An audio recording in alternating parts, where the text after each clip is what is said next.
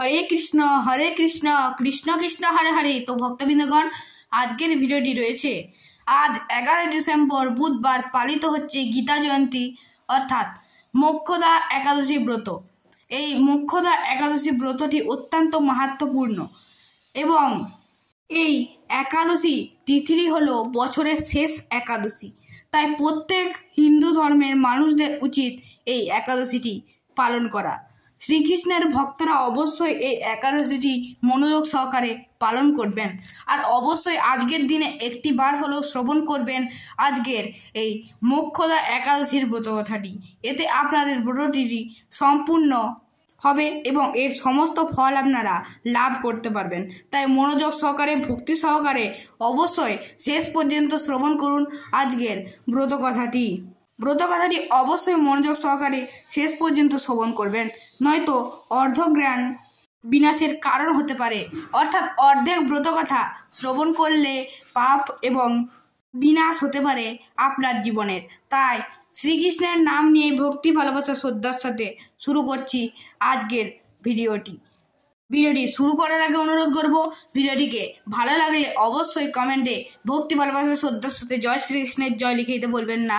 চ্যানেলে নতুন হয়ে থাকলে অবশ্যই চ্যানেলটিকে সাবস্ক্রাইব করবেন, ভিডিওটিকে লাইক করবেন এবং ভিডিওটিকে শেয়ার করবেন নিকট আত্মীয় স্বজন এবং বন্ধু বান্ধবদের সাথে।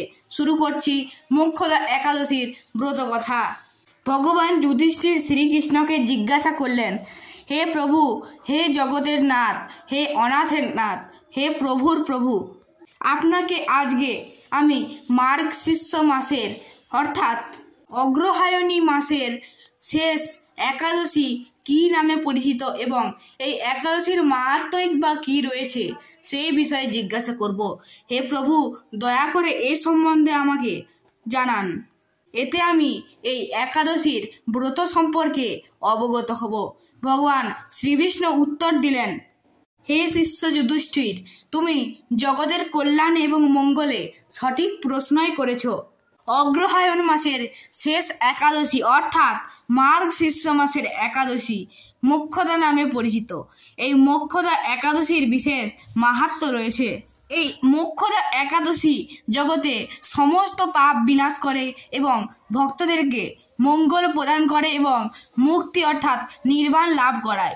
তাই এই একাদশী পালন করেন যেই ভক্ত, সেই ভক্ত আমার অতি প্রিয় হয় এবং সাথে সাথে তার সমস্ত পাপ মুক্ত হয়ে সে পরবর্তীকালে বৈকুণ্ঠ লোকে গমন করে। এই একাদশীর প্রচলন সম্বন্ধে একটি কাহিনী প্রচলিত রয়েছে, সেই সম্বন্ধে তোমাকে আমি ব্যক্ত করছি, মনোযোগ সহকারে শ্রবণ করো। একদা চম্পকনগর নামে একটি সুন্দর গ্রাম ছিল। সেইখানে সাধুগুরু বৈষ্ণবরা থাকতেন এবং সেখানে এক ধর্মপরায়ণ রাজা থাকতেন। ওই গ্রামের ব্রাহ্মণরা 4টি বৈদিক গুণে পারদর্শী ছিল। রাজা সঠিকভাবে ধর্মপরায়ণভাবে রাজ্য শাসন করত। একদিন রাত্রে বেলা ঘুমানোর সময় রাজা একটি স্বপ্ন দেখলেন তার পিতা একটি নারকীয় গ্রহে নরক যন্ত্রণা ভোগ করছে এবং তার পিতা তাকে বলছেন, হে পুত্র, তুমি আমাকে রক্ষা করো। পরদিন প্রভাতকালে বৈষ্ণবদের এবং ব্রাহ্মণদের রাজা এই কথা জানালেন এবং দুঃখে চোখের জল ফেলতে লাগলেন এবং বলতে লাগলেন, হে সাধুগুরু বৈষ্ণব পণ্ডিতগণ, আমি আমার পিতার এই নরক যন্ত্রণা আর সহ্য করতে পারছি না। আমার পিতা আমাকে বলেছেন এই নরক যন্ত্রণা থেকে তাকে যেন আমি উদ্ধার করতে পারি, কিন্তু হে সাধুগুরুগণ, এই নরক যন্ত্রণা থেকে পিতাকে মুক্ত করবার উপায় কি? আমাকে দয়া করে আপনারা বলুন। পিতা খুবই কষ্ট পাচ্ছেন, আপনারা দয়া করে এর উপায় বলুন। পিতার শক্তিবান এবং ক্ষমতাবান পুত্র হয়ে কী লাভ যদি পিতাকে এবং তার পূর্বপুরুষগণকে মুক্তি না দিতে পারি? আপনারা দয়া করে এর উপায় বলুন।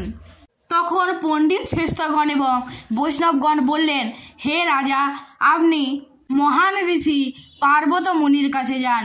তিনি আপনার অতীত, বর্তমান এবং ভবিষ্যৎ সম্বন্ধে জ্ঞানী। তিনি আপনাকে এর উপায় বলতে পারবেন। রাজা তৎক্ষণাৎ পার্বত মুনির কাছে গেলেন। পার্বত মুনির আশ্রমে গিয়ে রাজা দেখলেন সেখানে চতুর্বেদ যজ্ঞ, অশ্বমেধ আদি সমস্ত যজ্ঞ এবং শ্রীমদ্ ভগবদ্ গীতার পাঠ হচ্ছে। রাজা পার্বত্য মুনিকে সাষ্টাঙ্গে প্রণাম করলেন এবং তার সমস্ত দুঃখের কথা বৃত্তান্তভাবে জানাতে লাগলেন। মুনি তখন বললেন, হে রাজা, আপনি আপনার পিতাকে নারক যন্ত্রণা থেকে মুক্তি দেওয়ার জন্য অবশ্যই একটি কাজ করতে পারেন। এতে আপনার পিতা মোক্ষ লাভ করবে এবং আপনার পিতা চিরমুক্তির লাভ হবে। তাই অবশ্যই আপনি সামনের অগ্রহায়ণ মাসের যে একাদশী তিথিটি রয়েছে সেই দিন আপনি আপনার পিতার মুক্তি লাভের আশায় মোক্ষদা একাদশী ব্রতটি পালন করুন। এই একাদশী ব্রতটি পালন করলে আপনার পিতার মোক্ষ লাভ হবে। এই একাদশী তিথিটি মোক্ষদা একাদশী নামে জগৎ পরিচিত। আপনি যদি এই ব্রতটি পালন করতে পারেন তাহলে আপনার পিতার মুক্তি নিশ্চিত। তাই অবশ্যই এই দিন আপনি ভক্তি শ্রদ্ধা ভরে ভগবান দামোদরের পুজো করবেন। এই দিন যদি আপনি দামোদরের পুজো করতে পারেন, তুলসী মঞ্জরি, কিছু মিষ্টি এবং তুলসী এবং ভগবদ্ গীতার পূজা করতে পারেন, তাহলেও আপনার পিতার মুক্তি লাভ হবে। পারলে অবশ্যই এই দিন আপনি 5টি ব্রাহ্মণকে গীতা দান করুন।